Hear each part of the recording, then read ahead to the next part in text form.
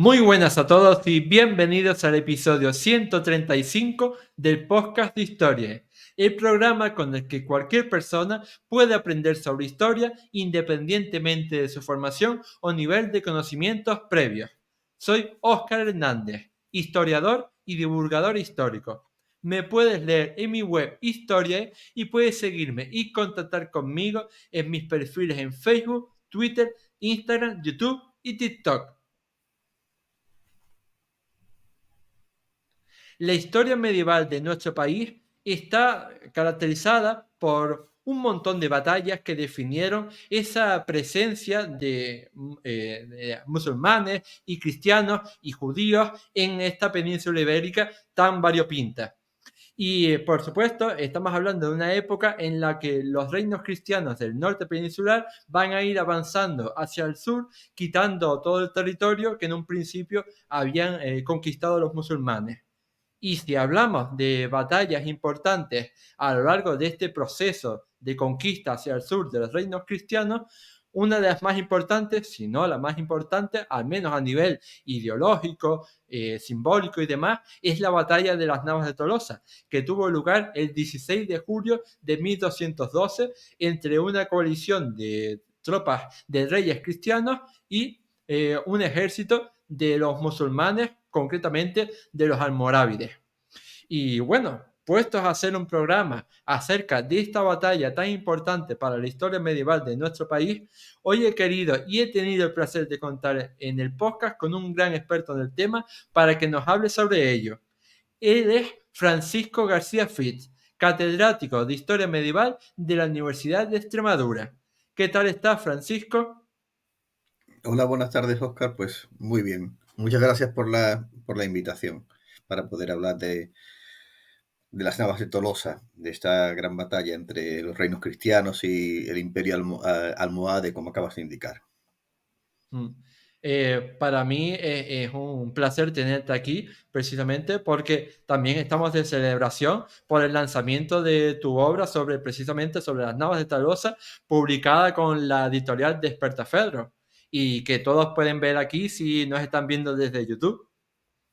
Ujú. Efectivamente, la obra acaba de publicarse. En realidad es una reedición de una obra anterior que ya tenía pues 20 años. Salió la primera edición, la publicó la editorial Ariel en el año 2005, y desde entonces había conocido varias reediciones, y a estas alturas, al cabo de 20 años, pues parecía razonable que se incorporase en una nueva reedición, en esta de la que ahora hablamos, se incorporase una actualización, que es lo que se ha hecho. Se ha realizado sobre el texto existente, sobre el texto del año 2005, he redactado una introducción actualizadora. Se han actualizado también el contenido de las notas a pie de página, y se han añadido nuevos mapas, bueno, con la maestría en este caso que suele presentar la editorial Despertaferro con sus mapas. Con cualquiera que siga su revista sabe a lo que me refiero, así como una pequeña colección de imágenes, tanto en blanco y negro como en color, que bueno, vienen a redondear un poco el texto ya conocido. Hmm. Sí, y yo creo que antes de meternos de lleno en esta batalla de las Navas de Tolosa, que fue tan importante, ¿no?, para la península ibérica medieval, yo creo que lo primero que deberíamos hacer es precisamente hablar de cómo estaba la península ibérica a comienzos de ese siglo XIII. Sí, pues es un contexto, el contexto de la península ibérica a comienzos del siglo XIII es realmente interesante. Nos vamos a encontrar con un conjunto de reinos cristianos en el norte peninsular: el reino de Portugal, el reino de León, el de Castilla. León y Castilla en estos momentos están separados, el reino de Navarra y la corona aragonesa. Y en el sur vamos a encontrar a un Al-Ándalus, un mundo islámico, un estado islámico o una sociedad islámica, que en este momento de finales del siglo XII, principios del siglo XIII, está bajo el dominio de un imperio norteafricano, de los almohades. El movimiento almohade es una confederación tribal del norte de África, como digo, una confederación de tribus bereberes que se expandió a la península ibérica, que unificó al Andalus y que incorporó al Andalus a sus propios dominios, ¿no? Por tanto, nos encontramos con una península ibérica fragmentada y con varias fronteras, las existentes entre los distintos reinos cristianos y a su vez la existente entre esos reinos cristianos y al-Ándalus y el califato almohade. Por tanto, es un contexto políticamente complejo y convulso, por cuanto que los enfrentamientos no solamente afectan a la frontera entre cristianos y musulmanes, sino que también afectan a las fronteras entre los distintos reinos cristianos. Hmm.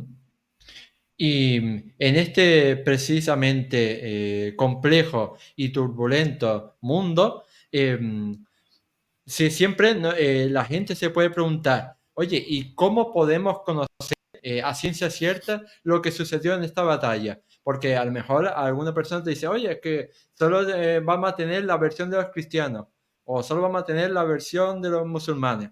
Entonces, Sí, háblanos sí. un poco acerca de las fuentes de conocimiento que podemos tener para conocer la batalla y saber a ciencia cierta lo que sucedió.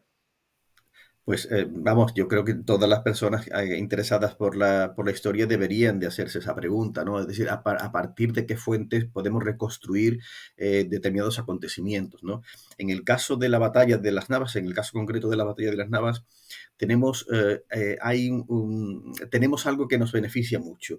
Eh, Hace tiempo que se sabe que en el mundo medieval y en la guerra medieval, que siempre suele ocupar mucho espacio en las crónicas, en las historias de la época, pues cada vez que hay una batalla campal, el número de testimonios se multiplica. Eso es algo que ocurre siempre. De ahí que en muchas ocasiones sepamos bastante más sobre una batalla campal que sobre cualquier otro tipo de operación, sobre un asedio, por ejemplo, ¿no? Ahí, siempre que hay una batalla, hay una verdadera eclosión de testimonios. Y con las Navas, esa eclosión es extraordinaria. Contamos, por una parte, con una serie de crónicas cristianas. Crónicas que además fueron escritas por personas, por cronistas que o bien estuvieron presentes en la batalla, y en este caso tengo necesariamente que citar al arzobispo de Toledo, a Rodrigo Jiménez de Rada, que estuvo en la batalla y por tanto es un testigo directo, pero también tenemos el testimonio de otros cronistas que no estuvieron en la batalla, pero que son contemporáneos y que además contaron, que estaban en una posición suficientemente privilegiada como para contar con testimonios de primera mano, ¿no? Es el caso, por ejemplo, del canciller de Castilla, Juan de Osma, o el obispo de Tui, Lucas. Por tanto, contamos en el ámbito cristiano con una serie de crónicas importantes. Insisto, o bien de testigos o bien de contemporáneos. Y por otra parte, en el lado musulmán también contamos con una serie de crónicas que son un poco posteriores a los hechos, pero que nos dan una visión que complementa aquella o que contrasta, que nos permite contrastar con la información que ofrecen las crónicas cristianas. Pero además de las crónicas o de las historias, contamos con documentación, con una serie muy interesante de documentos redactados por testigos, cartas redactadas por testigos. Por ejemplo, Alfonso VIII, después de la batalla, redactó una carta que envió al Papa y esa carta es toda una relación de los acontecimientos. O igualmente, en el otro lado, en el lado islámico, contamos con una carta enviada por el califa al-Nasir, por el califa almohade, a las principales ciudades de su imperio, contándole lo que había ocurrido, es decir, dando esa versión que nos permite de nuevo, pero esta vez en el plano de la documentación, de las cartas, contrastar un testimonio, el dirigente de una de las partes, Alfonso VIII de Castilla, y el dirigente de la otra parte. Ambos estuvieron allí y por tanto sus testimonios son muy valiosos. Pero además hubo otras personas que, aunque no estuvieron presentes, tuvieron información muy directa y escribieron cartas contando a distintas instancias, a la corte de Borgoña, a la corte de Francia, al capítulo general del Cister, Por ejemplo, estuvo uno de los personajes que estuvo presente es un obispo francés que escribió un informe, estuvo presente en la batalla, quiero decir, y escribió un informe que se leyó en el capítulo general de la Orden del Cister, con lo cual todas esas cartas, cada una desde su punto de vista, ofrece información. A veces la información es complementaria, permite profundizar dentro de una misma línea de explicación, y en otras ocasiones, por el contrario, tenemos que contrastar lo que dice uno y lo que dice otro y llevar a cabo una crítica histórica para poder valorar, para poder evaluar qué valor le damos a cada testimonio, ¿no? Y por otra parte, también creo que es necesario indicar que en los últimos años, en los últimos 2 o 3 años, bueno, 2 o 3 años, no, creo que el último año, hace un año, quizás mucho dos, se han empezado a realizar excavaciones arqueológicas en el campo de batalla de forma sistemática, un trabajo que no se había hecho nunca. Bueno, se habían hecho excavaciones en otros momentos, pero no de forma sistemática. Ahora sí, ahora un equipo de la Universidad de Jaén, de arqueólogos fundamentalmente, pero también historiadores, especialistas en armamento antiguo, pues especialistas sobre todo en el estudio, en la aplicación de la metodología de lo que se llama la arqueología de los campos de batalla, pues han empezado a aplicarlo sobre el campo de las Navas. Es todavía una fuente, un conjunto de datos, de conocimientos sobre los que se tiene que profundizar, porque lo ideal sería que estas campañas sistemáticas tuvieran continuación, pero ya han empezado a aportar datos que son interesantes. Por tanto, tenemos muchas perspectivas distintas sobre la batalla y por tanto podemos hacer una reconstrucción, yo creo que bastante cercana a lo que allí ocurrió. Si bien es verdad que como en todo acontecimiento histórico e igualmente y especialmente en toda batalla, pues siempre tendremos huecos o zonas de penumbra, ¿no? Pero bueno, eso también es inevitable en la investigación histórica. Mm. Y como siempre pasa, ¿no? En estas batallas, no llegamos a la batalla, me refiero, de cualquier manera, sino venimos como consecuencia de unos antecedentes que llevaron a este momento y a este lugar. Entonces, Ujú. quería preguntarte, ¿cuáles fueron los antecedentes a la batalla de las Navas de Tolosa? Ujú. Pues hay unos antecedentes, digamos, lejanos, ¿no? A partir a mediada la segunda mitad del siglo XII, nos encontramos con el momento en el que la presencia almohade en la península ibérica se nos muestra ya plenamente consolidada. Y a partir de ese momento, estamos hablando de la década de los años 70 del siglo XII, los almohades van a poner en marcha una serie de campañas de recuperación de territorios que habían ido perdiendo los musulmanes andalusíes en épocas anteriores. Y así, por ejemplo, ya en 1174, en un primer momento, el califa almohade del momento llevó a cabo una expedición contra las fronteras del Reino de León y le arrebató una serie de localidades importantes al sur del Tajo, por ejemplo, Alcántara o Cáceres. Unos años después, en el año 1191, los almohades emprendieron otra gran campaña, esta vez contra las fronteras portuguesas, y como consecuencia de eso los portugueses perdieron todo el territorio que también habían ganado en años anteriores al sur del Tajo: Palmela, Almada, Silves, una serie de localidades muy importantes. Y ya formando parte de un contexto, de un antecedente mucho más inmediato, nos encontramos con que en el año 1195 se llevó a cabo, el califa almohade organizó otra gran campaña, y esta vez contra la frontera de Castilla.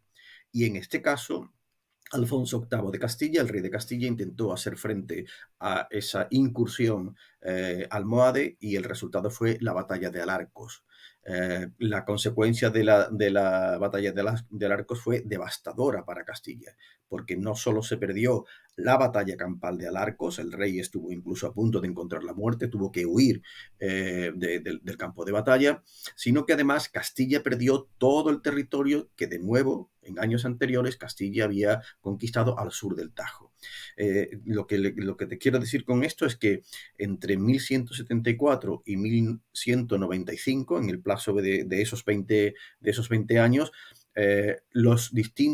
todos los reinos que tenían frontera con el mundo almohade, excepto Aragón, Todos los demás, Portugal, León, Castilla, sucesivamente, fueron perdiendo o experimentaron derrotas, pérdidas muy importantes, de tal forma que la frontera volvió a quedar otra vez instalada en el Valle del Tajo. Era un retroceso territorial muy importante. Bueno, pues a esta situación alarmante, peligrosa, se vino a sumar otra igualmente grave, y es que unos años más tarde, en 1211, el califa almohade puso cerco a el castillo de Salvatierra. El castillo de Salvatierra, situado al norte de Sierra Morena, era un castillo que estaba dominado por la Orden de Calatrava, que los calatravos utilizaban como rampa de lanzamiento de sus ataques contra Al-Ándalus. Por tanto, se había convertido en un verdadero cáncer, y así fue sentido, con esa gravedad fue sentido por el poder almohade. Así que en 1211 el califa pues organizó una gran campaña que asedió, en el curso de la cual pues asedió Salvatierra y conquistó Salvatierra. Y esa fue la espoleta que provocó que Alfonso VIII se decidiera a organizar una campaña contra el califa almohade, contra el califato almohade. Salvatierra fue la espoleta, si bien es verdad que los testimonios coinciden en señalar que desde el año 1195, desde la derrota de Arcos, Alfonso VIII tenía en la cabeza la idea de vengarse de la derrota de Alarcos, de desquitarse de esa humillación, de castigar a aquellos que le habían derrotado en la llanura del Arcos en 1195. Hmm. Esos Y son los antecedentes lejanos y más mediatos, ¿no? Y más inmediatos, perdón. sí, desde luego. Y quería preguntarte ahora por la composición de los ejércitos que se van a enfrentar en esta batalla, porque a lo largo de lo que llevamos de entrevista hemos hablado un poco de los almohades, de Alfonso VIII de Castilla, pero como hemos dicho, el bando cristiano era una coalición de varios reinos. ¿Quiénes eran los otros participantes en esta batalla? Y en general, ¿podemos hablar a ciencia cierta acerca del número de soldados que tendría cada bando? Ujú. Sí, claro, la gravedad de la situación que te acabo de comentar y que demuestran todos estos antecedentes, en realidad, visto con cierta perspectiva, si ampliamos el foco de nuestra visión, observaremos que en el plano general de la cristiandad la situación era todavía más grave. Fíjate las fechas que te he estado indicando, ¿no? 1174, 1191, 1195, 1211. Pues bien, en el año 1187, es decir, en este mismo contexto, se había producido en la otra punta del Mediterráneo la derrota cristiana en Hattin, en los cuernos de Hattin. Saladino había vencido al rey de Jerusalén, y no solo le había vencido en esa batalla campal, sino que además en el plazo de muy poco tiempo, de apenas unas semanas, Saladino había conseguido recuperar toda la tierra, todo el territorio que los cristianos habían conseguido en Tierra Santa, en torno a Jerusalén, cuando a finales del siglo XI y principios del XII llevaron a cabo la primera cruzada. Por tanto, lo que se había perdido todo ese territorio, incluyendo Jerusalén. Y todo esto en 1187. Claro, se puede uno imaginar la conmoción que eso provocó en toda la cristiandad. Jerusalén, de nuevo, se había perdido y había pasado a manos de los musulmanes. Eso tenía una importancia simbólica extraordinaria, pero además tenía una importancia, podríamos decir, estratégica, por cuanto que lo que se había hundido, ni más ni menos, eran las fronteras orientales de la cristiandad frente al Islam. Eso había ocurrido en 1187. Y la sucesión de fechas y de derrotas que te acabo de comentar, 1174, 1191, 1195, lo que venía a demostrar es que las fronteras occidentales de la cristiandad estaban a punto de derrumbarse. La situación era, por tanto, alarmante, por lo que no es de extrañar que cuando Alfonso VIII, a la vista de la pérdida de Salvatierra, le propusiera al Papa, el Papa de este momento es Inocencio III, uno de los grandes papas de la Edad Media occidental, cuando le propuso a Inocencio III la organización de una cruzada para combatir a los almohades, el Papa aceptara inmediatamente y promulgara la predicación de una cruzada.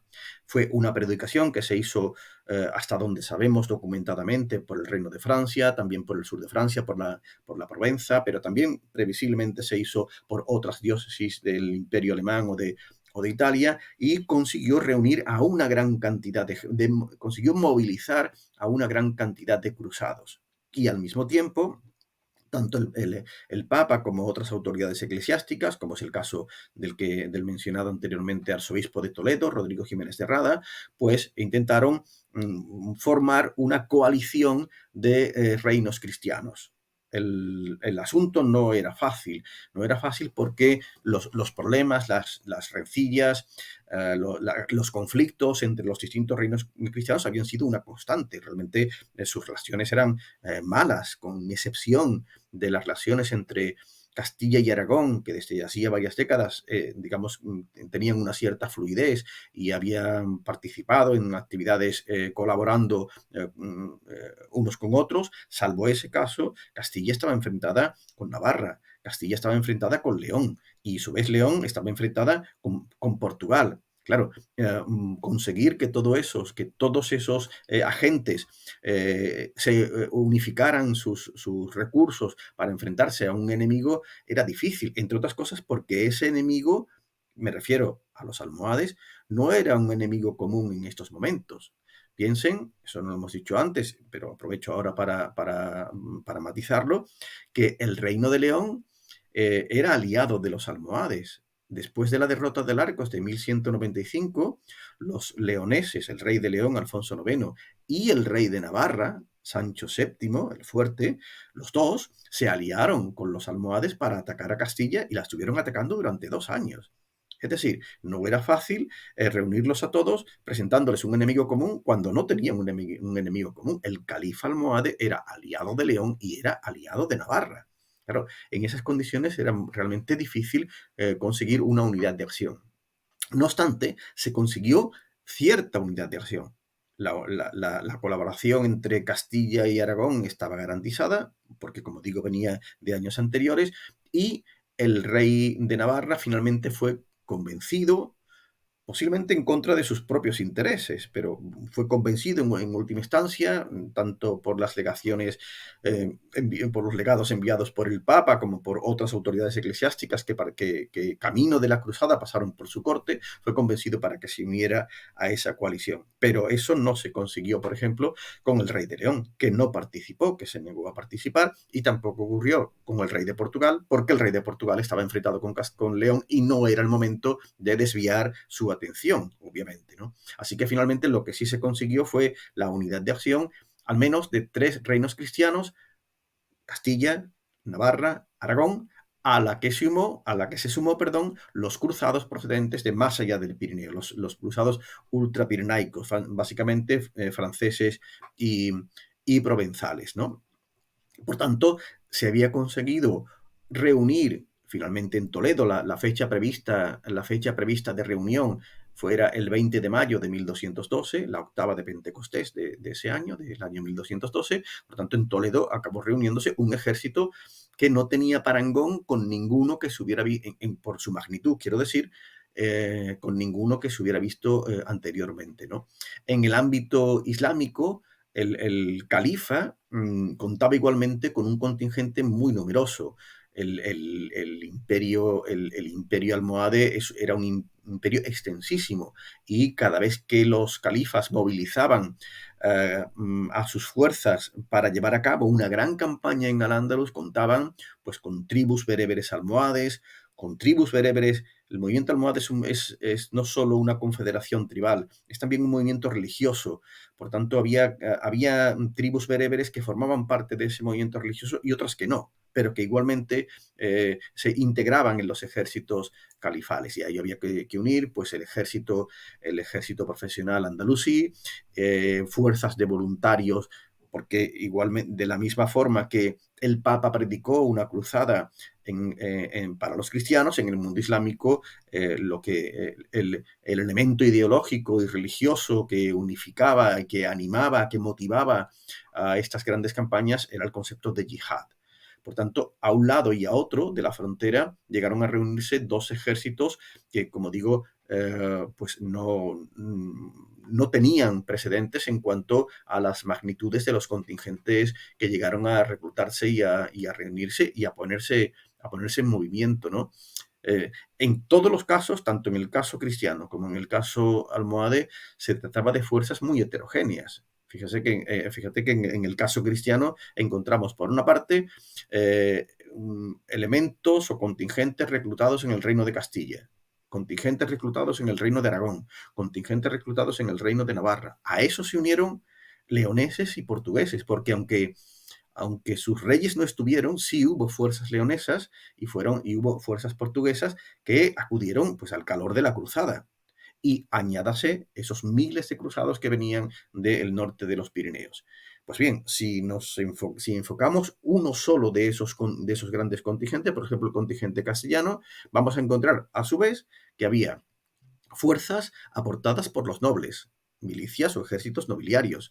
Había fuerzas aportadas por las ciudades, milicias o ejércitos urbanos, ciudadanos.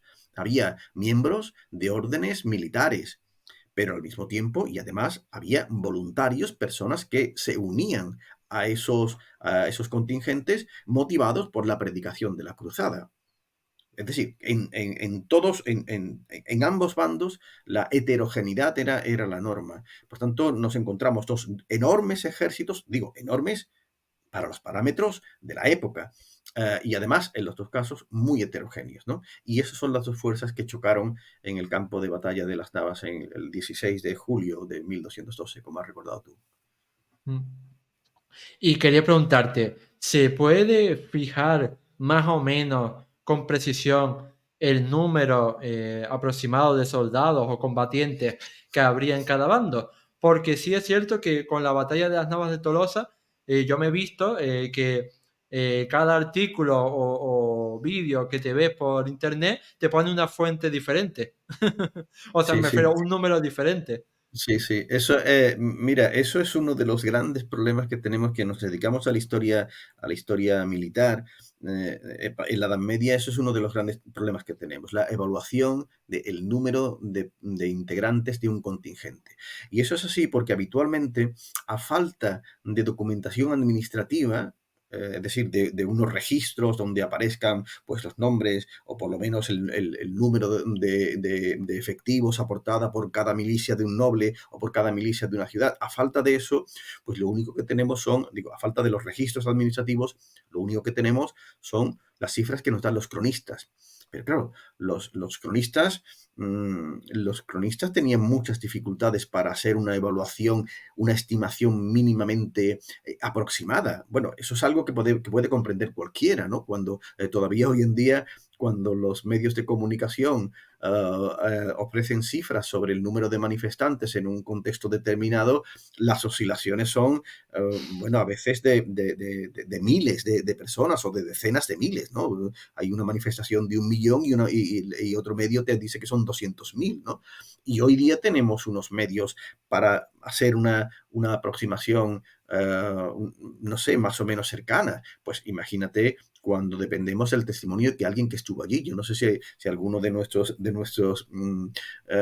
oyentes habrá hecho alguna vez un intento de estimar cuántas personas hay en su entorno, que digo yo, en un partido de fútbol, por ejemplo, ¿no? ¿Cuántas personas? Si no saben cuánto cabes en un estadio, ¿cuántas personas hay aquí? O en una playa. Llegamos a la playa y está llena de gente y dice, bueno, ¿cuántas personas hay aquí? Pues no lo sé. Y así nosotros, el individuo difícilmente puede hacer estimaciones aproximadas, ¿no? Eso le ocurría a los cronistas, pero añádese otro factor, y es que en muchas ocasiones los cronistas también estaban interesados o bien en inflar las cifras o bien en disminuirlas. Claro, si tú quieres aumentar, si tú quieres justificar una derrota, basta con que infles el número de contingentes de tu adversario.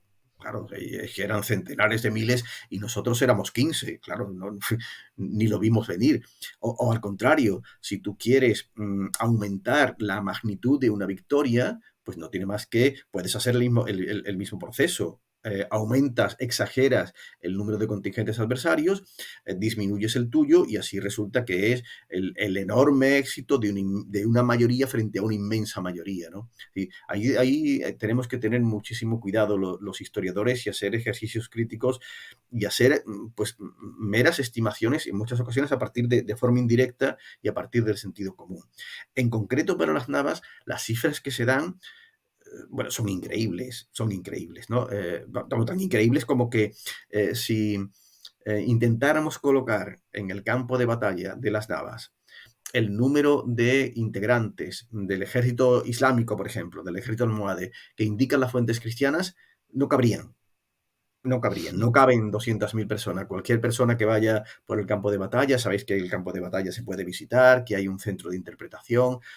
Bueno, pues cualquiera que vaya allí pues, podrá comprobar que en ese entorno no caben 200 o 300.000 personas. Es imposible, ¿no? Y que en el lugar en el que estuvieron acampados los cristianos, que es un ámbito que el campamento cristiano está delimitado, se sabe dónde fue, pues allí no caben 100.000 personas, ¿no?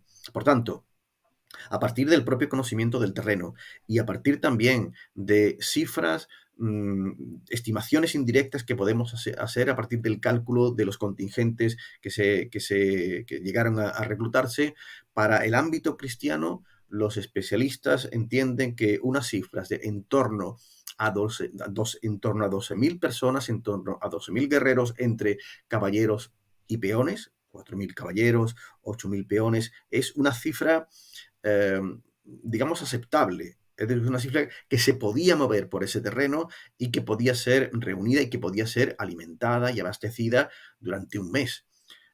Y para el caso islámico, absolutamente todas las fuentes están de acuerdo en señalar que los musulmanes eran mucho más que los cristianos.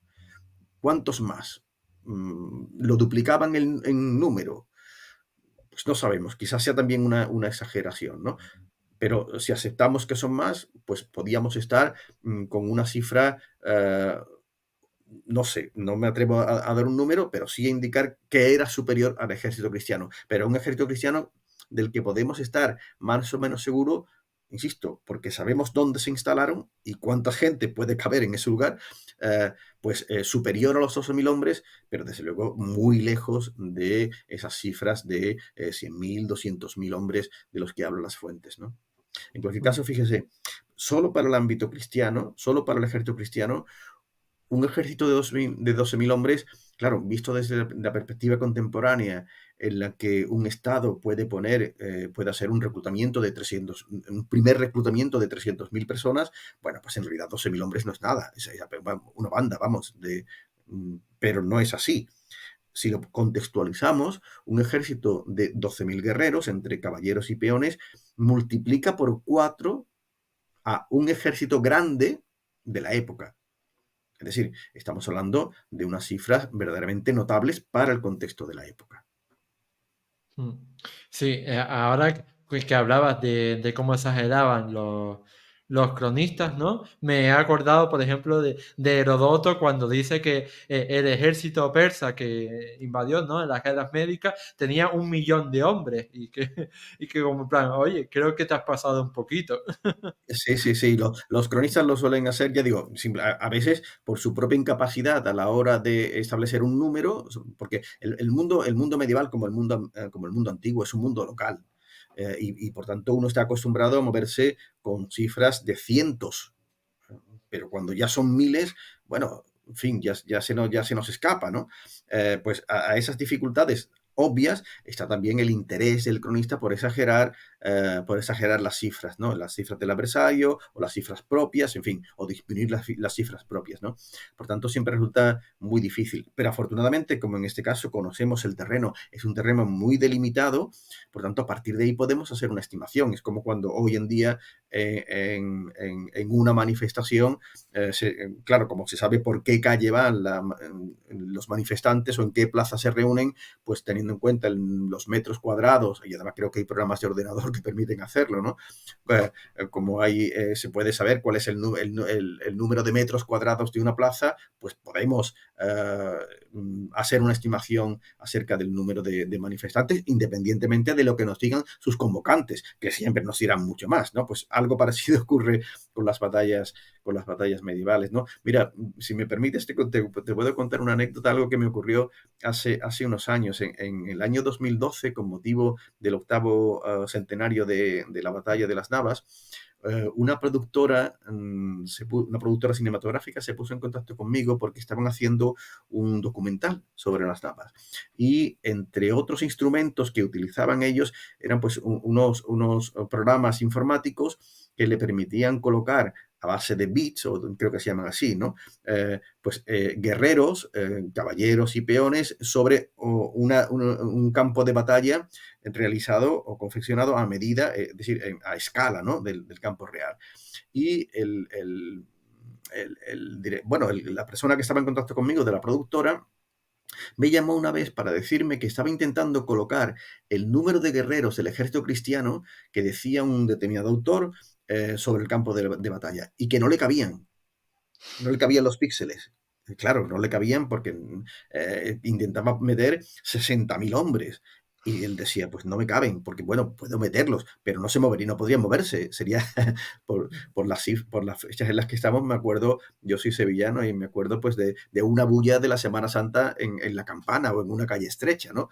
No te puedes mover, ¿no? Es decir, que afortunadamente el conocimiento del espacio nos ha permitido ajustar un poquito más las cifras. Mm. Sí, y yo creo que esto es muy importante precisamente para darnos cuenta de que nunca podemos fiarnos al 100%, ni mucho menos de lo que dicen las fuentes, y que por no, y que el hecho de ser fuentes escritas hace siglos o hace milenios no significa que tengan que ser ciertas, simplemente por Absolutamente, darle un criterio de absolutamente. antigüedad. Mira, Y, una de las cuestiones que yo he aprendido leyendo las fuentes es que muchas veces los testigos directos no son nada fiables a la hora de contarte una batalla, porque ellos no son conscientes de lo que está pasando en todo el espacio de la batalla, ¿no? Hay un ejemplo muy, muy interesante. En la batalla de Portopí, en Mallorca, cuando los mallorquines, los catalano-aragoneses, Jaime I desembarca en Mallorca y tiene lugar una primera batalla, Portopí, creo que así es como se le conoce, en 1229, 1230, en esa batalla participa directamente el rey. Y el rey, Jaime I el Conquistador, es el que cuenta en su libro de historia, en los hechos del rey Jaime, el Llibre del Fets, el libro de los hechos, cuenta cómo transcurrió la batalla. Y es muy interesante cómo cuenta que, bueno, en un momento determinado pierde de vista a la vanguardia de su ejército, porque, bueno, habían subido una pequeña loma y habían bajado, los pierdes de vista, y la vanguardia fue destrozada, los dirigentes de la vanguardia, que eran dos importantísimos nobles aragoneses, murieron en la batalla, y él no se enteró de lo que había pasado hasta después de la batalla, hasta que todo había terminado, y entonces se enteró de lo que había ocurrido con la vanguardia, ¿no? Es decir, que el testigo, el que está inmerso en el fragor del combate, puede ser más o menos consciente de una parte de lo que está viendo, ¿no? Pero no de lo que está ocurriendo en un entorno más amplio, ¿no? Por tanto, incluso cuando los testimonios son directos, de testigos que estuvieron allí, pues siempre tenemos que someterlos bueno, a la crítica histórica, claro, y ponerlos en cuarentena. Tenemos que evaluarlos muy bien, ¿no? Porque las crónicas están llenas de minas que nos explotan cada vez que damos un paso. y metámonos ahora precisamente en el fragor de la batalla de las Navas de Tolosa. Y quería que nos explicaras por qué entonces un ejército numerosamente, o sea, numéricamente inferior como el de los cristianos, logró ganar a un ejército mayor como era el de los musulmanes, el de los almohades. Pues mire, yo estoy convencido de que hay dos factores que contribuyen, los dos factores que más son coadyuvantes y que contribuyen a explicar el éxito cristiano. El primero es que la batalla tuvo lugar en un terreno que los almohades no habían elegido y que no les beneficiaba. Eh, voy a retroceder un poquito en el tiempo. Ujú, La estrategia que adoptó el califa almohade cuando tuvo noticias, estaba en Sevilla después de que en el año anterior había tomado Salvatierra, en el verano del año 1211, pues el ejército califal no volvió al norte de África, sino que invernó en Sevilla. De forma que al año siguiente, seguramente con intención de continuar en 1212, eso no lo sabemos, pero previsiblemente si no se habían vuelto al norte de África y habían preferido quedarse en Sevilla, es porque pretendían continuar las expediciones, ¿no? Lo cierto es que cuando tuvo noticia de que se acercaba un gran ejército, de que había habido un gran reclutamiento, que se había concentrado en Toledo, lo que hizo fue acercarse desde Sevilla a Sierra Morena, por donde preveía que intentarían entrar el ejército cristiano, infiltrarse en el Valle del Guadalquivir. En todo momento, la intención del califa fue retrasar en la medida de lo posible o bloquear o al menos retrasar el avance cristiano. El cálculo que hace el califa es que si se retrasa el avance o si consigue bloquear el avance, en algún momento tendrán que retroceder. Y cuando se produzca, cuando tengan que retroceder, cuando tengan que volver, el retroceso de un ejército siempre se prestaba al caos. Entre otras cosas porque cuando uno va avanzando y en un momento determinado tus jefes dicen, bueno, ya no podemos seguir más adelante, no podemos seguir avanzando, tenemos que volver, lo que se suele producir en ocasiones son rumores, pánico, desorganización.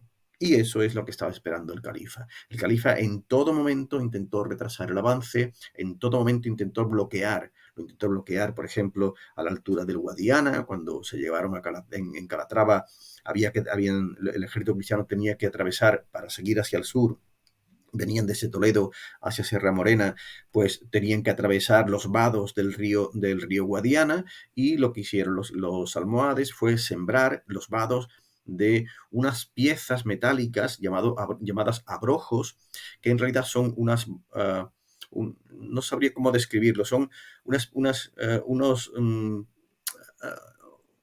unas piezas metálicas que tenían tres puntas.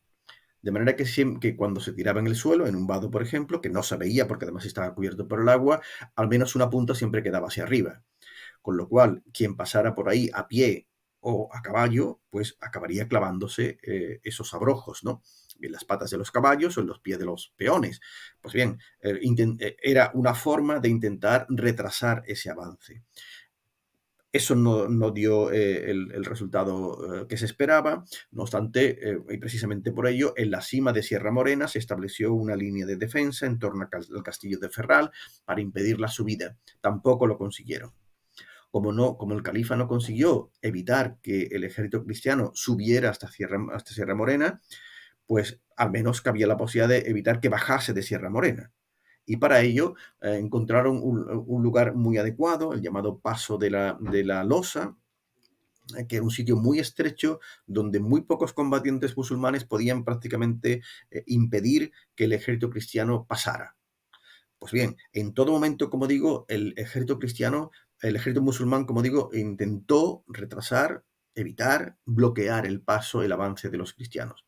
De hecho, en el paso de Losa consiguieron bloquearlo.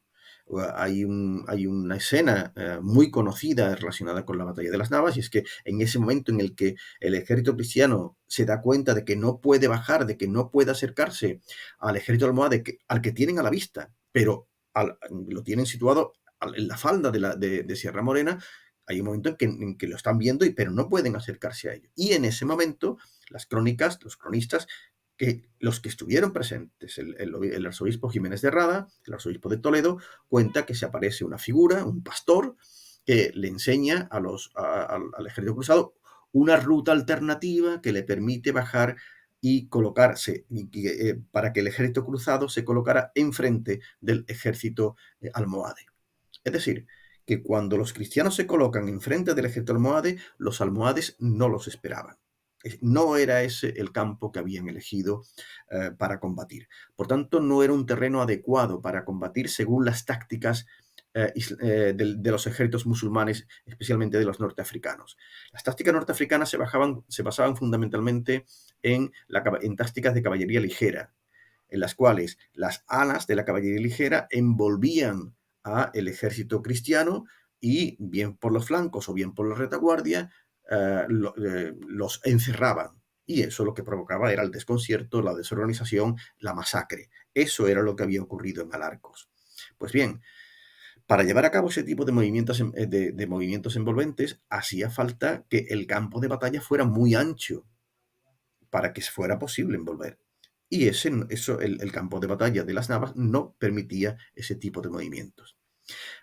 Nos pasamos a la otra parte, al ejército cristiano. La base táctica del movimiento cristiano era la carga de la caballería pesada. La caballería pesada se formaba colocando unas filas de combatientes, de caballeros pesadamente armados, unas detrás de otros. Y la clave del éxito de una carga es que fuera coordinada. Y para ello se lanzaba una primera fila, otra segunda, otra tercera. Se trataba de, por una parte, mantener la coherencia de la carga, porque lo que importaba era el golpe, el choque de la caballería para poder destrozar las filas enemigas. Por tanto, había que mantener la coherencia, pero también había que calcular muy bien la secuencia de los ataques. El ejército se dividía, como digo, en varias filas, pero dentro de ello había una vanguardia, un cuerpo central y una retaguardia. Dependía de si se acertaba con el ritmo de los ataques, pues así se podría, cada envite podía reforzar al anterior, ¿no? Y parece que los cristianos lo hicieron adecuadamente, porque el terreno sí les favorecía. Es un terreno relativamente estrecho que además le impedía ser desbordado por los flancos, ¿no? Y parece que ahí puede estar la clave del éxito cristiano, ¿no? El terreno era mucho más adecuado para las tácticas cristianas que para el desarrollo de las tácticas musulmanas. Hmm. Eso al final siempre ha pasado muchas veces a lo largo de la historia, de que al final un ejército numéricamente inferior acaba ganando a un superior por el territorio o por la composición de los soldados, su formación, etcétera. Sí, sí. En este Y caso es una explicación, digamos, al menos verosímil. Tenemos distintas narraciones de lo que ocurrió y en este caso las narraciones encajan. Aunque sean distintas y que tengan distinta procedencia, quiero decir, y sean narraciones parciales, el relato final encaja. mm, Y en todos los procesos históricos de historia militar, ¿no? Como este, hay unas causas, hay un desarrollo y hay unas consecuencias. En este caso, para la batalla de las Navas de Tolosa, ¿cuáles fueron sus principales consecuencias políticas y territoriales para ambos bandos? ¿Cómo les afectó la derrota y la victoria, respectivamente? Ujú. Pues esa es una pregunta muy interesante, porque aquí nos tenemos que mover, el historiador se tiene que mover en dos niveles distintos. Uno es el nivel de la percepción, es decir, lo que pensaron, las consecuencias que pensaron quienes participaron en la batalla o incluso las generaciones inmediatamente posteriores, las consecuencias que ellos creyeron que había tenido, ¿no? Es una cuestión de percepción histórica. Y el otro nivel es el nivel el del historiador, claro, que tenemos el privilegio de abordar esos acontecimientos al cabo de muchos siglos. Y en este caso jugamos con ventajas evidentes, ¿no? Si nos colocamos en el primero de los niveles, en el de la percepción de los contemporáneos, lo que nos encontramos es que le dieron una importancia trascendental a la batalla. Esa importancia que le dieron se entiende a veces por razones políticas. Claro, tú has tenido un éxito, es una batalla campal, pues bueno, tú exageras las consecuencias y conviertes tu victoria en algo todavía mayor, ¿no? Eso se entiende desde la perspectiva política. Pero también hay otra razón. He comentado anteriormente el clima de angustia y de preocupación que se vivía, perdón, en toda la cristiandad en los años inmediatamente a las Navas. Primero, por la pérdida de Tierra Santa después de la derrota de Hattin, y después por lo que parecía que iba a ocurrir en la península ibérica como consecuencia de la derrota de Alarcos. Es decir, que las fronteras de la cristiandad se estaban tambaleando. En ese contexto se desarrollaron por Europa distintos rumores que aparecen consignados en crónicas inglesas, alemanas, italianas, rumores que afirman, por ejemplo, que el rey Juan sin tierra, que estaba excomulgado por el Papa, se había aliado con los almohades para luchar contra los católicos, o que los herejes cátaros del sur de Francia, contra los que el Papa acababa de predicar una cruzada, se habían aliado con el califa almohade también para luchar contra el Papa, ¿no?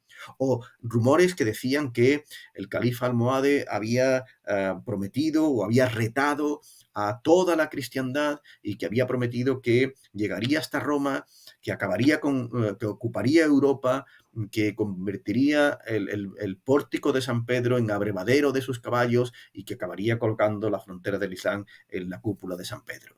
Es decir, y de hecho, fíjate que hubo muchos trovadores que hicieron composiciones poéticas animando a los dirigentes cristianos para que ayudasen a los reyes ibéricos en su lucha contra el Islam. Y todo eso es antes de la batalla de las Navas, ¿no? Es decir, se había creado todo un ambiente de preocupación, de angustia en Occidente ante el temor de que realmente la fuerza del movimiento almohade pudiera arrasar a toda la cristiandad. Porque, insisto, había rumores que decían que el califa había prometido acabar no solo con los reinos hispánicos, sino también con Europa y con Roma, ¿no? Y con el papado.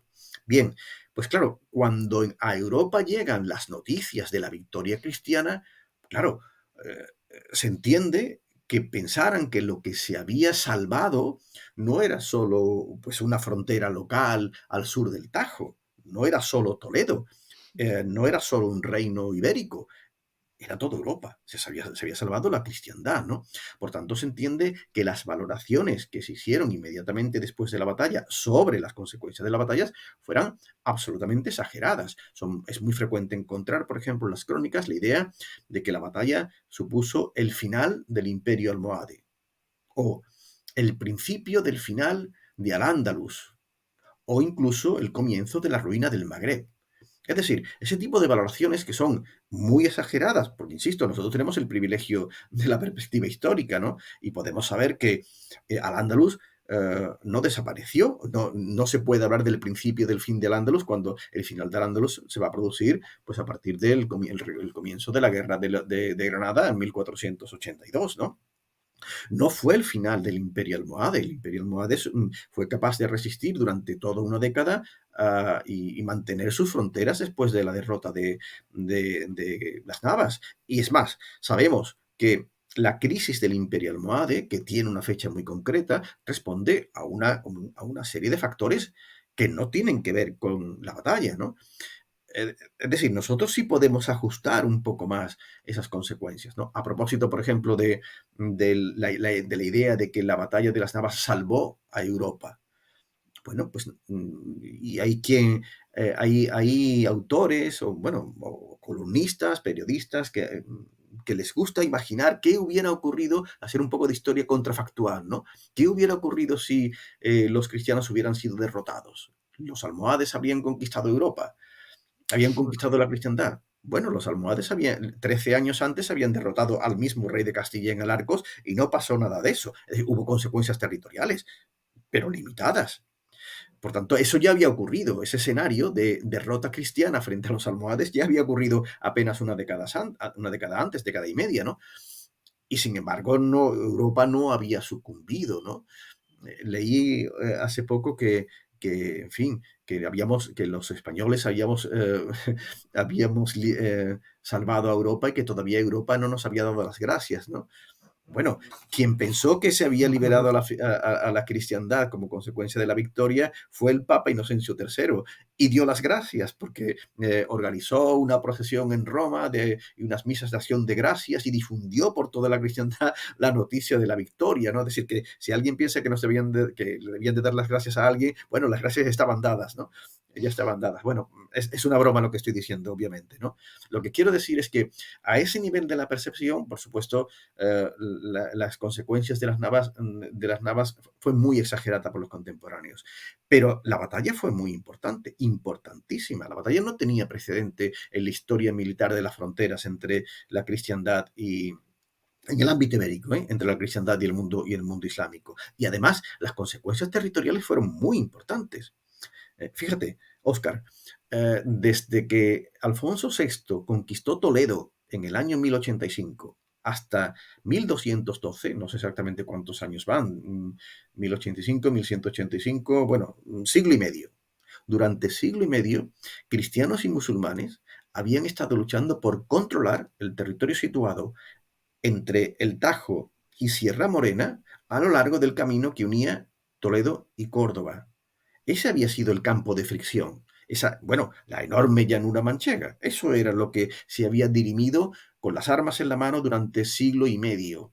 Pues bien, la victoria castellana en las Navas lo que vino es a poner fin a ese pleito territorial. O sea, definitivamente había quedado resuelto en el plazo en el plazo de un mes de campaña. Claro, eso es una consecuencia territorial muy, muy importante. No solo porque toda esa plataforma quedaba incorporada al Reino de Castilla, sino que además porque la frontera había avanzado hasta Sierra Morena y desde las posiciones en Sierra Morena quedaba abierto, quedaba expedito el camino hacia el Valle del Guadalquivir. Claro, eso geoestratégicamente es muy importante. O sea, no hace falta exagerar nada. La batalla tuvo consecuencias territoriales muy importantes, pero tuvo las consecuencias que tuvo. No fue el final del Andalus, no fue el final del Imperio Almohade, y yo creo que tampoco se salvó la cristiandad. Mm. De hecho, si no recuerdo mal, solo 30 años después de la batalla de las Navas de Tolosa, Fernando III ya estaba conquistando Sevilla. Así que, Claro, mira bueno, si estaba abierto el camino del Guadalquivir. exactamente. Pero fíjate, perdona que te dé un pequeño detalle. Fernando III puso en marcha su campaña en el Valle del Guadalquivir en 1224. Habían pasado 12 años, desde las Navas al inicio de las campañas de Fernando III. 12 años, ¿no? Pues bien, durante esos 12 años, la frontera entre Castilla y el Imperio Almohade, o entre León y el Imperio Almohade, o entre Portugal y el Imperio Almohade, no se movieron. No se movieron. Entre otras cosas porque Castilla firmó en 1214 unas treguas con los almohades, así que la frontera quedó estabilizada en Sierra Morena.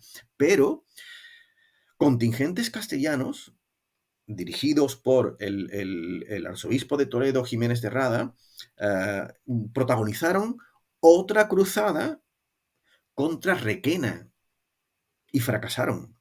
Pero es que el rey de León, Alfonso IX, en esas fechas, es decir, con anterioridad a 1224, intentó en 2 ocasiones tomar la ciudad de Cáceres, contando con el apoyo de cruzados europeos, con el apoyo de una bula de cruzada, y fracasó en las 2 ocasiones.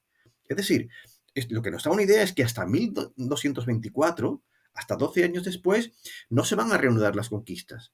Y el contexto era nuevo. Y el contexto es nuevo porque había ocurrido un problema interno en el Imperio Almohade.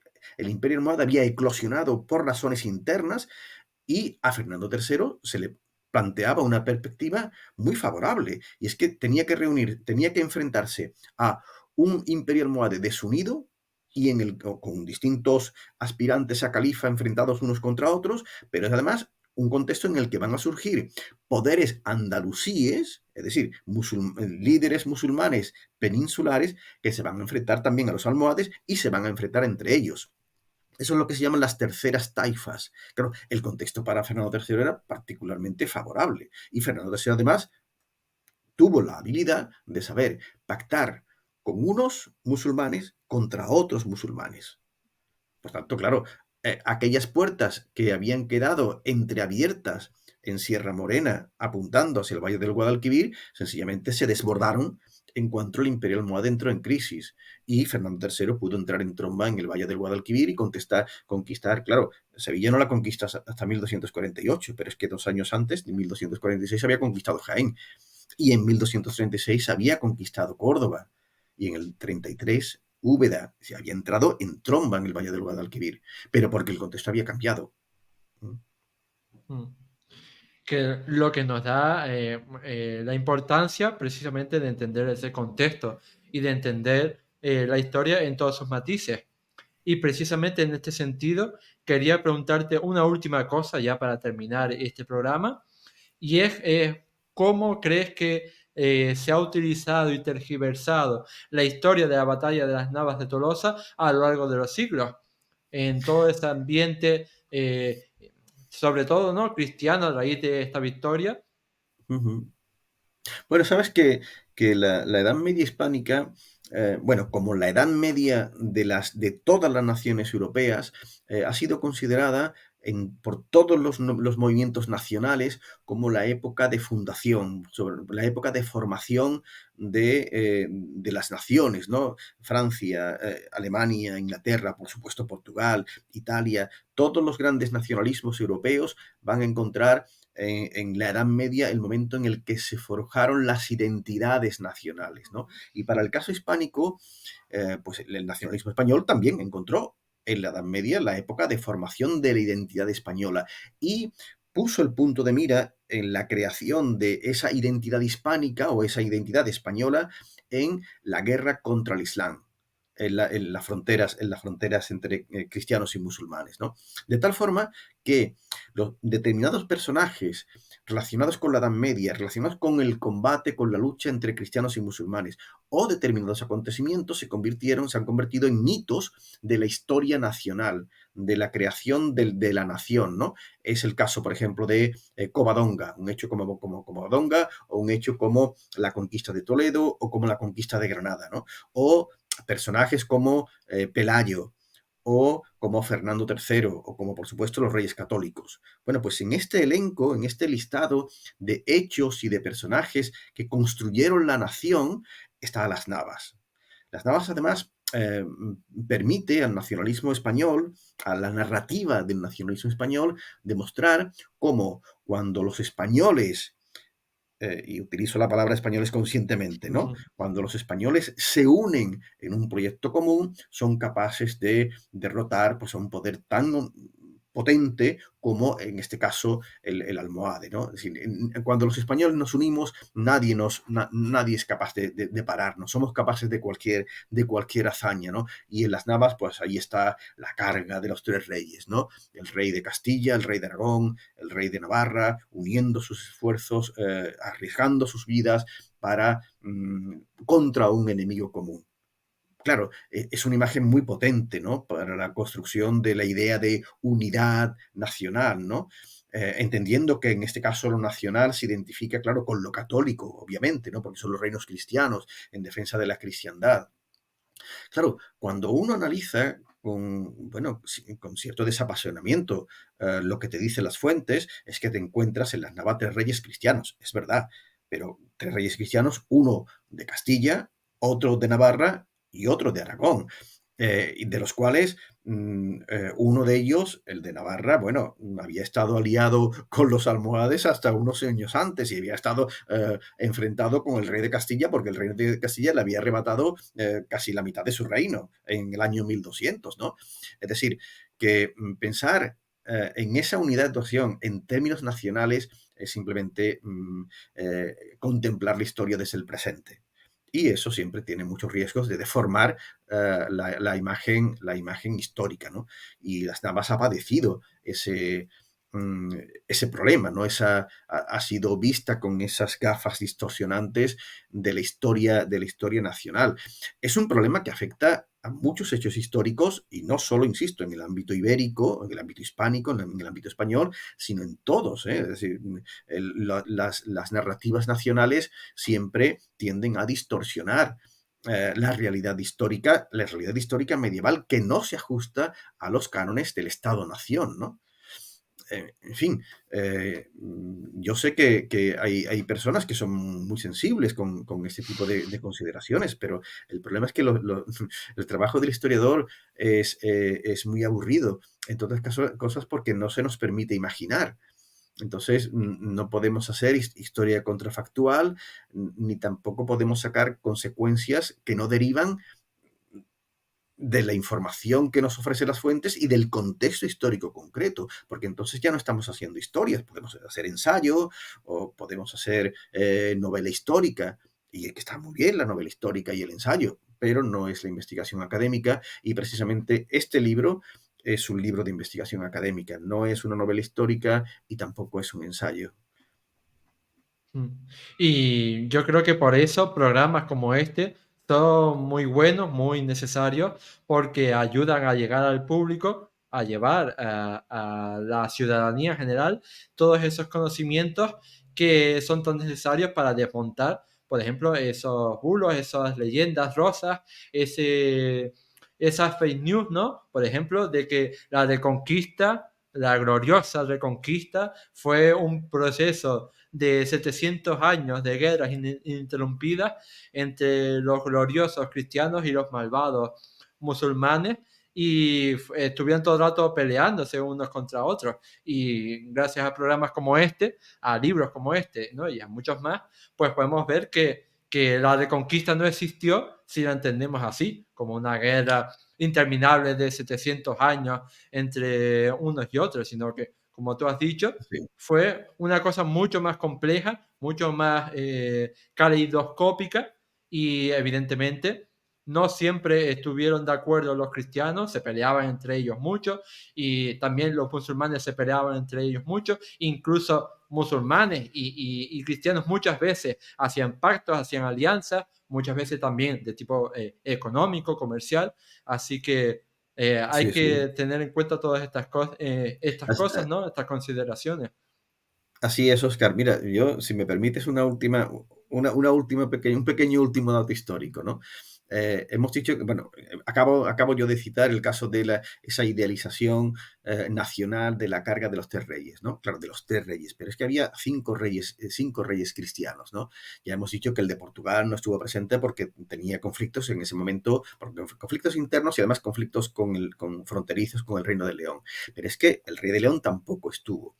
No estuvo, entre otras cosas, porque había estado excomulgado hasta muy poco tiempo antes por sus problemas con Castillas. Cuando los almohades derrotaron a los castellanos en 1195, el rey de León y el rey de Navarra se aliaron con los almohades y, como he comentado, durante 2 años estuvieron saqueando junto a los almohades, o al mismo tiempo que los almohades, el territorio castellano. Pues bien, el Papa excomulgó tanto a Sancho de Navarra, al que después participaría en la batalla de las Navas, como a Alfonso IX de León por su alianza con los almohades. Y en ese contexto en el que Alfonso IX en particular fue excomulgado, el Papa predicó contra él una cruzada contra Alfonso IX de León. Y en esa cruzada participaron fundamentalmente sus enemigos portugueses. Es decir, es que el contexto político es un caleidoscópico que no se ajusta al tópico de una formación cristiana blanca y una formación musulmana negra. Esa no es la historia de la península ibérica en la Edad Media. Es mucho más, es bastante más compleja. Yo entiendo que es menos cómoda de asumir, ¿no? Claro, nos obliga a matizar constantemente, a tener en cuenta muchos más datos. Y eso, pues no es fácil, no es cómodo, es mucho más fácil un relato lineal, ¿no? Pues yo lo lamento, pero no hay un relato lineal. La realidad es compleja, es caleidoscópica. Y el historiador tiene la obligación de tener en cuenta esa perspectiva global y de no engañar. Y a veces la simplificación induce al engaño, ¿no? Y desde luego al error.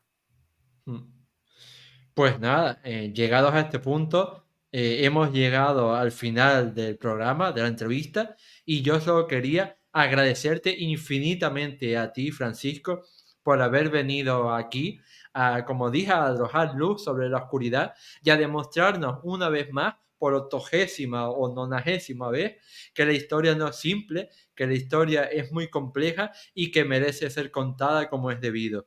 Así que muchísimas gracias por todo y por supuesto recomendamos a todas las personas que han visto o escuchado esta entrevista a que se acerquen a su librería más cercana para comprar ya el libro que han publicado con la editorial Despertaferro, porque desde luego que merece mucho la pena.